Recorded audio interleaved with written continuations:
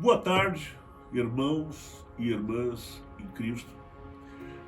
Como vocês perceberam, nós no nosso website, no nosso site, nós temos uma parte lá que é a palavra do amigo. E nós queremos, semanalmente, quinzenalmente, sempre estar escutando um amigo que tenha influência na sociedade, né, que preste serviços sociais à sociedade, que seja uma pessoa de bem. Eu fiz questão absoluta, né, de escolher o coronel Davi Pancotti, que conheci no início do ano passado, na gestão da Secretaria do Nélia Premon, né, e ele é diretor do DEAS, Departamento Socioeducativo, né, que são aquelas prisões para adolescentes em conflito com a lei. Nós temos em torno de 28 aí pelo estado inteiro, né? E é uma das diretorias de maior responsabilidade que a SEJUF, a Secretaria de Justiça, Família e Trabalho, tem. Eu vejo no coronel Pancotti um grande líder. O coronel Pancotti já foi diretor-geral do Detran, ele que implantou lá a biometria, foi secretário de Segurança Pública, comandante da Polícia Militar. Se eu for colocar o currículo do coronel Pancotti em folha corrida aqui, vai daqui até a rodoviária, até o aeroporto lá, né? Então, eu fico muito feliz, coronel Pancotti, em estar conversando com o senhor e o senhor ser a primeira pessoa a participar da nossa Palavra do Amigo. Então, aproveitando um assunto que está bem em voga no momento, né, que é a pandemia do Covid-19, eu gostaria de perguntar inicialmente para o senhor como que o senhor vê essa pandemia em questões de mudanças de hábitos, políticas, econômicas, etc., né? Qual a mudança que o senhor vê que essa pandemia gera? A pandemia afetou, sim, não só o nosso relacionamento pessoal, né, com a família, mas o nosso relacionamento com o trabalho, a questão econômica, né, que afetou bastante, o desemprego, né, as pessoas que tiveram que paralisar os seus negócios, as suas ações. Uma situação, para não dizer, no mínimo, delicada, porque o índice de desemprego do nosso país está aí na casa dos 12 milhões de pessoas desempregadas. E cada estado tem uma perspectiva.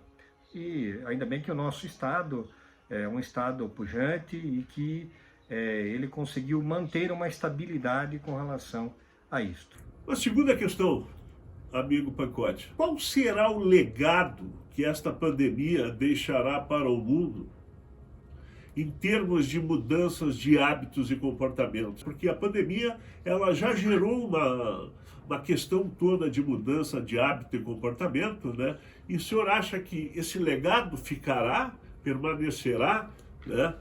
Eu, na minha opinião, acredito que sim, mas gostaria de saber da sua opinião.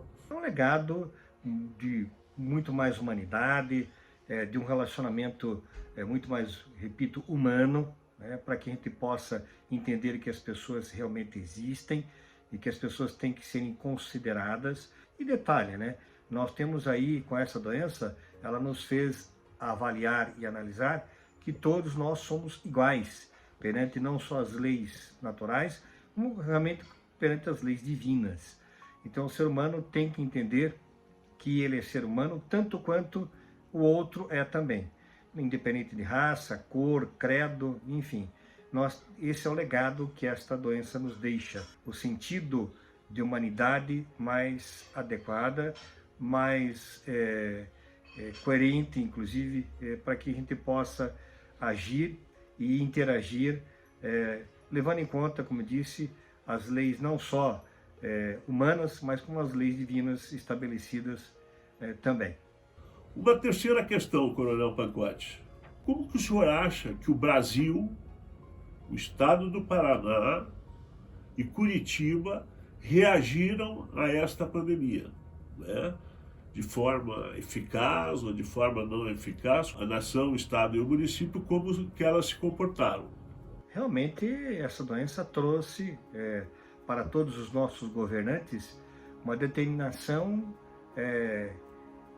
que não se exigia no nosso dia a dia, a determinação de salvar vidas. Ela realmente trouxe, né, à baila essa questão de que a vida deve ser preservada, porque essa doença ela exige, num espaço muito curto de tempo, as ações, né, tanto da União quanto do Estado e do município. Então a gente entendeu que a gestão pública deve ser feita integrada. E realmente essa doença afetou muito as ações no nosso país e fez com que as pessoas acordassem para que a saúde pública tivesse realmente o valor que ela deve ter no atendimento a toda a nossa população brasileira. Uma quarta pergunta agora. Qual a sua opinião quanto à pandemia em relação a algum objetivo específico de Deus? Objetivo do tipo melhorar a humanidade, né? Melhorar a consciência das pessoas, ou se simplesmente foi uma doença gerada pelo homem, né? Com seus descuidos em determinado laboratório. Eu digo que, independente da forma de pensar se ela surgiu, essa doença, num laboratório, ou se Deus nos colocou essa doença para que pudéssemos ter um pouquinho mais de humildade, para que tivéssemos a consciência de que o orar e a fé e o ajoelhar e o pedir a Deus é importante, independente dessa doença ter sido criada em laboratório ou não. Eu digo a você que ela nos trouxe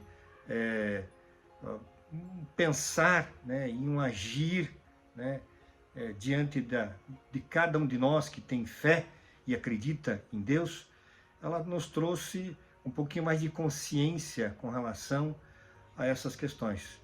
Ela nos deixa uma grande lição, a lição de que a fé move montanhas, e a fé é que nos move no nosso dia a dia, no nosso trabalho, e nós temos que entender que a humanização dos nossos propósitos é que tem valor no nosso dia a dia. Não é mais o status, não é mais o ver das vaidades, não é mais o ver das violências, mas sim o ver da vida. E vida que Deus nos disse que eu vim para dar vida e vida plena. Então quero crer que essa doença nos trouxe a maior conscientização voltada às questões e às coisas de Deus. E a última pergunta: quais os cuidados que o senhor tomaria para mitigar problemas relativos a esse tipo de situação da pandemia? Os cuidados pessoais do senhor, da sua família, né? E os cuidados com os 1.600 adolescentes que o senhor tão bem toma conta.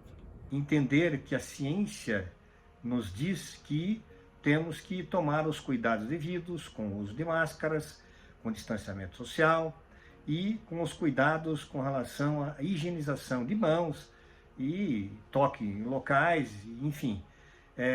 A gente tem que tomar isso como meta, né, de ação e levar isso em conta. Por quê? Porque se eu fizer cumprir isso que a ciência nos coloca, fatalmente eu vou evitar que outras pessoas tenham doenças. É assim que nós fizemos também no nosso trabalho. Fizemos alguns planos, algumas ações, fizemos capacitações, treinamentos, para que as pessoas entendam e compreendam que elas não são seres para existência própria, ou elas estão egoisticamente para viverem para si próprias. Não, elas estão aí para serem instrumentos de vida, de atuação para outras pessoas. Quero aproveitar, finalizando a minha fala com você, Daí, e agradecer essa oportunidade que você concede para manifestar um pouquinho a minha forma de pensar e de agir no meu dia a dia, voltado a esta doença tão séria, que é essa pandemia que afetou o mundo.